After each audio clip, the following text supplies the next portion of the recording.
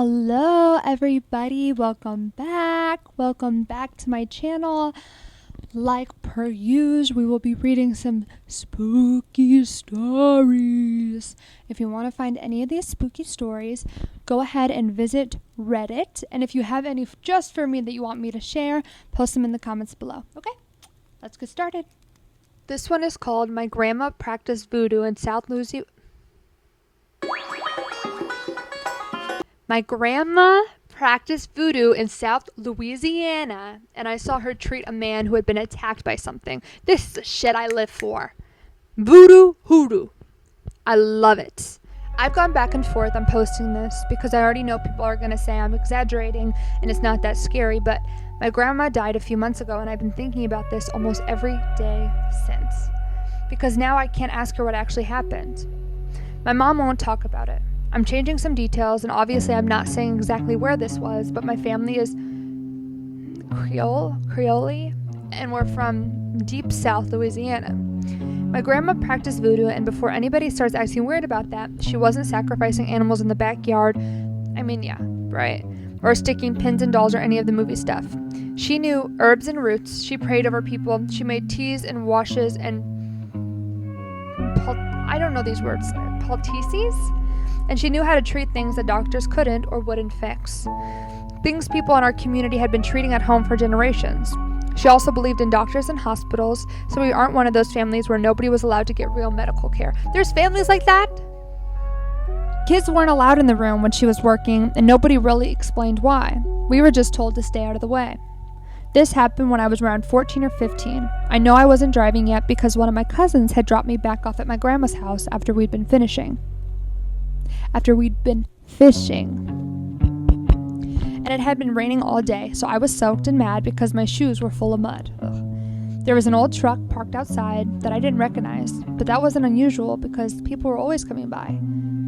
I walked in through the side door, and the first thing I noticed was that the TV wasn't on. My grandma always had either the news or gospel music playing, even if she wasn't watching it, so the house being completely quiet felt strange before I even saw anything.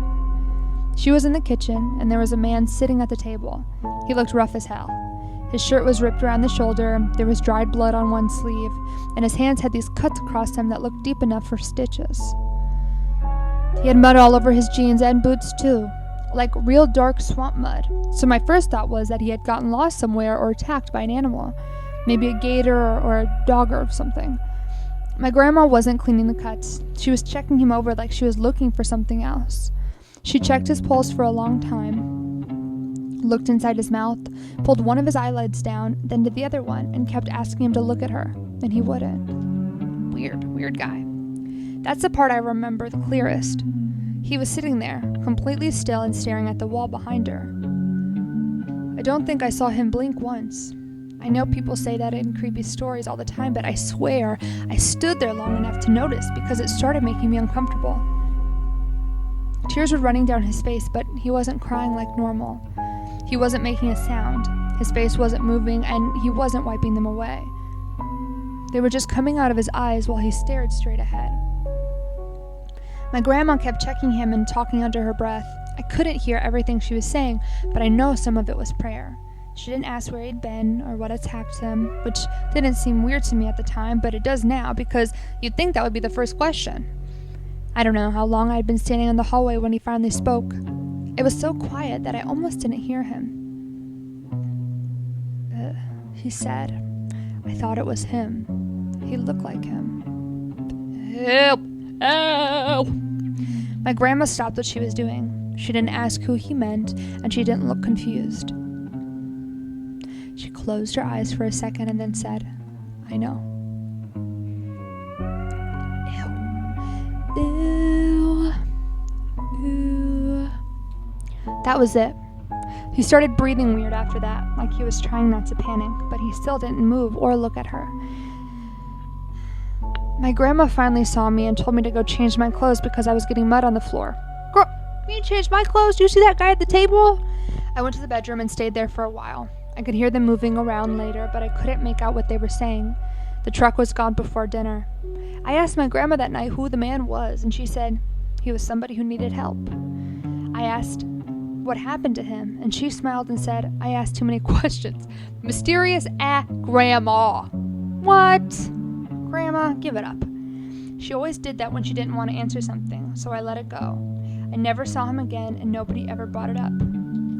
I had honestly forgotten most of it until we started cleaning out her house after she died. She had a lot of notebooks. Most were normal stuff like recipes, herbs, Bible verses, phone numbers, and notes about people she had treated. Things like fever, burn, baby not sleeping, infection, headaches, stuff that made sense. Then, I found one notebook that was different. There were dates, but most of the pages didn't have names, just short notes. Some of them said, came in through the window, mimicked her mother's voice, found outside praying, kept asking to be let inside, didn't remember walking there, heard it from the water, smiled with his brother's face. There were a lot more, but I didn't read all of them because my mom came in and took the notebook out of my hands. How old are you now? Give me that back. That's what I would say.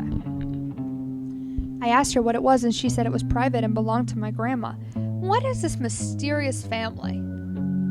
I told her about the man I saw when I was a kid, and she got this look on her face like she knew exactly who I was talking about, then said I was probably remembering it wrong. Oh, I asked her what the notes were referring to, and she told me to leave it alone.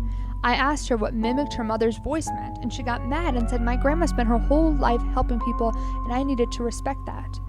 I wasn't accusing her of anything, I just wanted an answer, but she wouldn't give me one. I don't know, maybe the man was having some kind of mental health crisis, maybe he had been attacked by an animal and was in shock, and maybe my grandma wrote down weird things people said while they were sick. I know there are normal explanations for parts of this. What I can't explain is why she already knew what he meant when he said he thought it was him. Or why she had years of notes about different people seeing or hearing something that copied voices, came through windows, waited to be invited, and sometimes looked like somebody they knew. I keep thinking about how calm she was that day.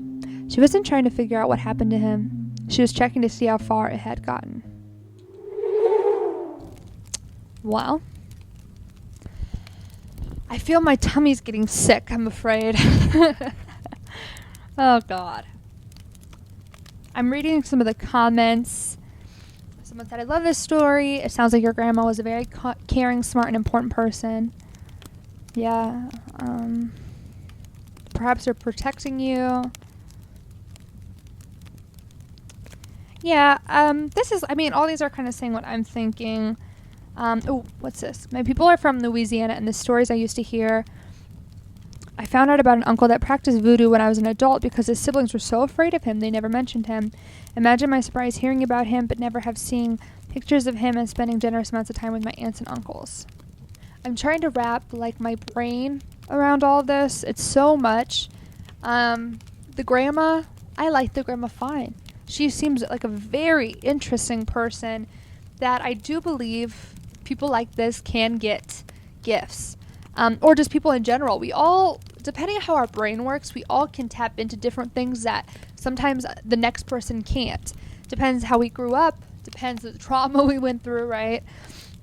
It depends on so many things, and I think there are things that I don't understand when it comes to how the brain works and how our intuition works, and I just truly believe it does work. And this woman seems so obsessed and good at helping not only people with normal health problems, right? But people that didn't know who else to turn to. I often think of this when watching a horror movie. If that was me, I don't know if a Catholic priest, I wouldn't know who to turn to. And it sounds like this woman was that. So for a lot of people, very scary.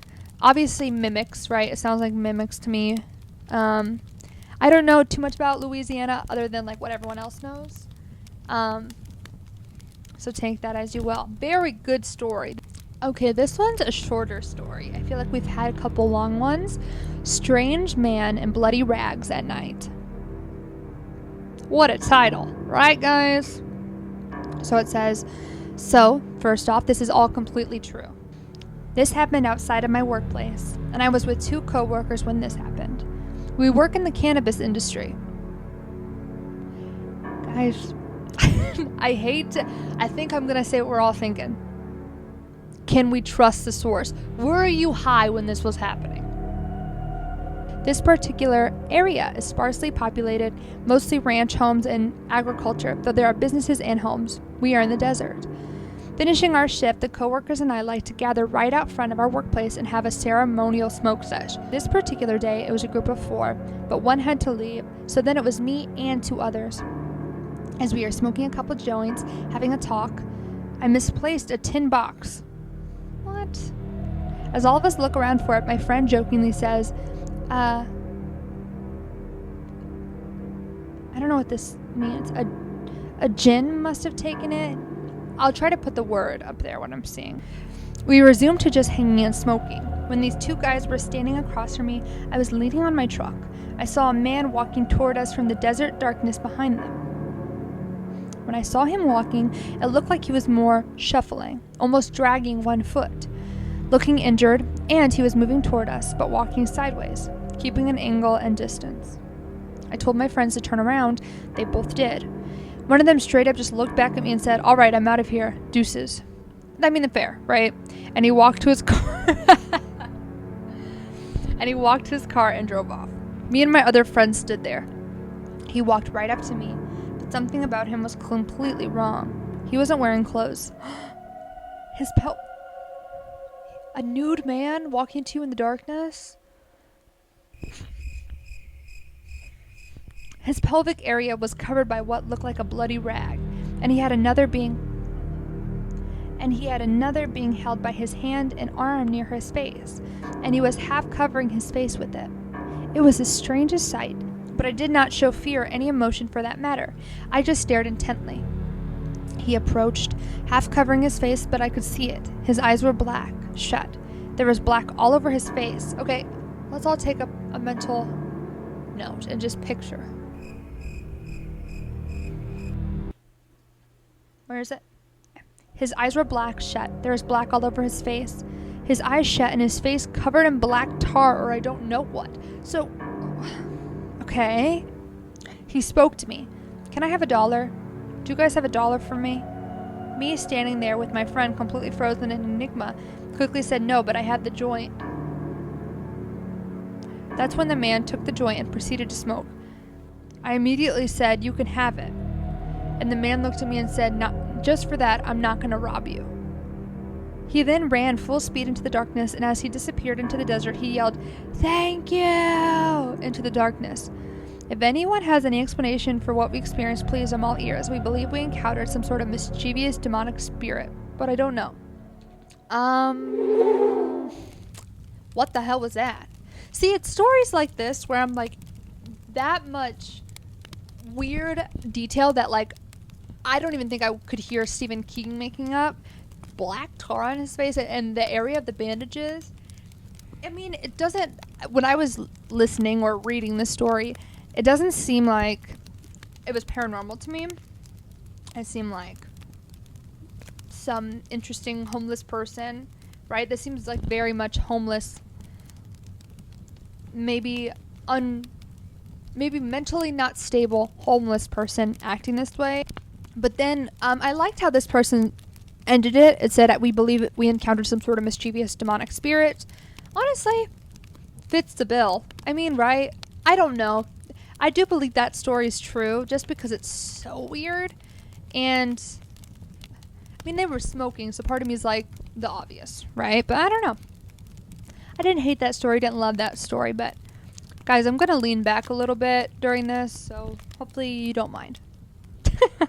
Okay, this one's called "I Shouldn't Have Turned Back That Night," and it was posted about a week ago. This happened when I was in 12th grade, and I still don't have a proper explanation for it. At that time, it was normal for me and my friends to go for walks at night. My parents also used to go out with their own friends, so the area always felt safe. One night, after walking with my friends, they offered to drop me home, but I told them I'd go alone since my house was close by me, and my dad was somewhere nearby with his friends. When I entered my lane, there's a corner where the streetlight keeps flickering. I hate shit like that. I hate it. As I was passing that spot, a woman suddenly came in front of me and called out to me. Her voice sounded normal, so I didn't think much of it. She asked me where the cremation ground was. I just gave her directions. She walked past me and went ahead. The cremation ground? I turned back once, but I didn't notice anything properly and just kept walking. After a few steps, I suddenly felt uneasy. It didn't make sense why someone would ask for the cremation ground at that time of night. What is a cremation ground? Where they cremate people? Why? I don't understand this. So I turned back again to look. That's when I noticed something was wrong. Her legs were facing the opposite direction.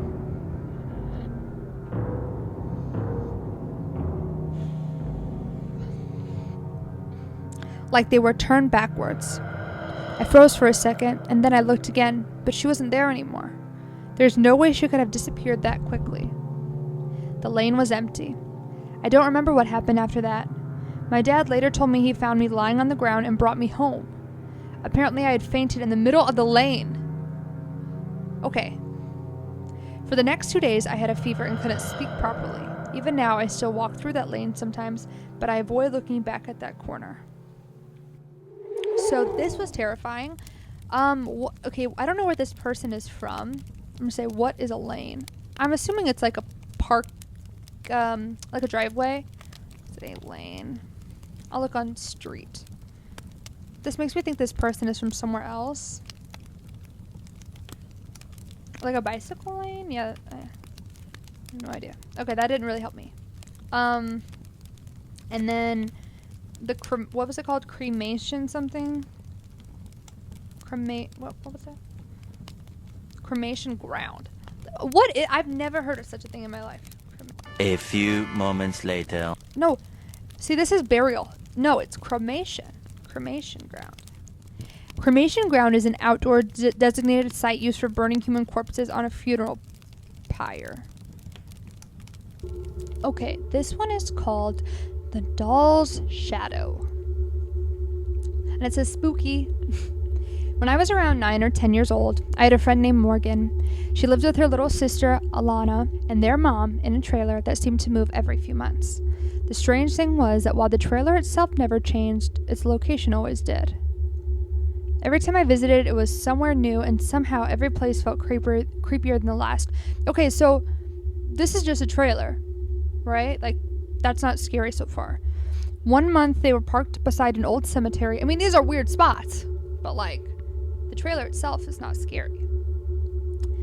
1 month they were parked beside an old cemetery. Another time they lived miles from civilization in the middle of nowhere, surrounded by empty fields and darkness. Once the trailer sat directly across from an abandoned house with boarded up windows that seemed to watch anyone who passed. It wasn't attached to a church. There were no nearby houses. No roads led directly to it. It simply sat alone in the middle of endless fields as if it had been forgotten by the world. The gravestones were old and withered, many leaning at odd angles. Some were so worn down that the names had nearly disappeared. Tall grass had grown around many of the graves, and it looked as though no one had visited in years. Even as a child, I thought it was odd. Why would a cemetery be all the way out there by itself? Why are these people choosing to live by it? Maybe because it's cheap. Maybe they don't have a lot of money.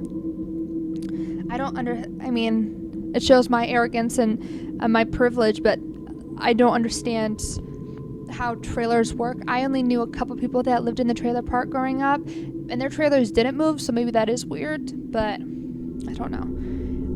As kids, we thought it was exciting. Looking back, I wonder if we were too young to realize how unsettling it really was. The experience I remember most happened during the time Morgan's trailer was parked beside that forgotten cemetery. It was a stormy summer night. Rain hammered against the roof while thunder rattled the thin walls of the trailer.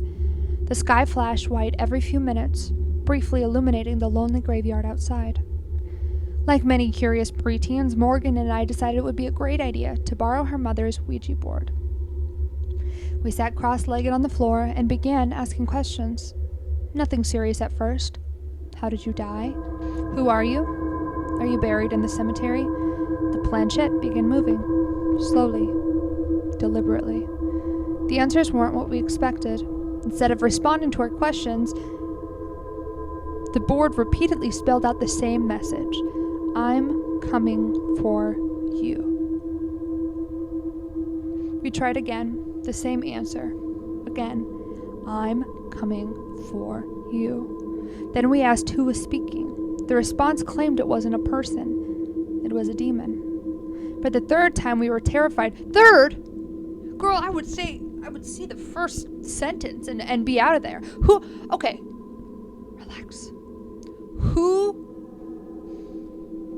did not warn these kids about playing with Ouija boards? I had so many people growing up that told me this, especially when you're a preteen. We immediately said goodbye and closed the session. Trying to convince ourselves it was all a joke, we carried the board back to Morgan's mom. She laughed when we told her what happened. Everything will be fine, she said. Then she told us to put it back in her room. It was in her room. She's like, oh, that's just so-and-so. Don't worry about it. Neither of us wanted to, but we did. I'm scared. As we stepped into the bedroom, lightning flashed through the window. That's when I noticed a doll. It sat on the nightstand behind the bed. The doll had once belonged to Elena. Years of use had left it dirty and worn. Its hair had been hacked off in uneven chunks, giving it a permanently unsettling appearance. I was staring at it when something caught my attention. Its shadow. The doll itself wasn't moving, but the shadow was. The shadow's foot was slowly swinging back and forth. What? Back and forth. Like someone sitting in a chair, absent-mindedly kicking their leg. I froze. Morgan saw it too. For several seconds we simply stared. The doll remained perfectly still. The shadow continued moving. Then we screamed. We ran from the room and found Morgan's mom. Out of breath, we dragged her back to the bedroom. The shadow was still moving, thank God. Back and forth. Back and forth. Morgan's mom looked at it for a moment and shrugged. Oh, she said casually. The doll must be haunted. That was it. No concern, no investigation. I know somebody like this. So nonchalant about like crazy shit that in theory should never happen. It's like, how about you just freak out a little bit, right? Just a little bit. Just a matter-of-fact statement before she walked away. Neither Morgan nor I slept much that night. The thunder continued for hours. Every crack of lightning illuminated the forgotten cemetery outside the window. When the storm finally weakened, a different sound took its place.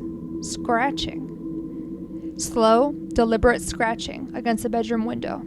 At first I thought it must be tree branches. Then I remembered there weren't any trees close enough. The scratching continued. Every few minutes. Scratch, scratch, scratch. Then came the whispering. Faint voices just outside the glass.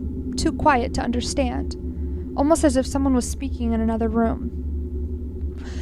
We pulled the blankets over our heads and listened until morning. Neither of us dared look outside. Morgan's mother practiced Wicca. Okay. Full circle. I'm understanding more about Morgan's mom now. And loved anything spooky, mysterious, or paranormal. Because of that, strange things always seemed to happen whenever I visited. Maybe, like, some people truly do like living in those kinds of houses and near those kinds of places. Maybe her mom was one of them. To be honest, this wasn't even the creepiest experience I had at one of Morgan's houses. Just one of the mild ones. But even now, years later, I can still picture that filthy doll motionless on the nightstand while its shadow slowly swung its foot back and forth in the darkness. And I've never been able to explain it. There's only like 2 comments on this one just calling it creepy. I like that one a lot. There's really all types of people out there. There really, really is. Very scary, very good storytelling. I liked it a lot. So everyone, that concludes tonight's spooky stories. If you like this, please comment, please like, please subscribe. I love this kind of stuff. I've been really on a roll of posting spooky stuff lately. So if you want more, or if you have any other ideas where else you want me to read stories from, let me know, guys. I really appreciate you tuning in and watching me and supporting me. And I will see you guys in the next one. Bye.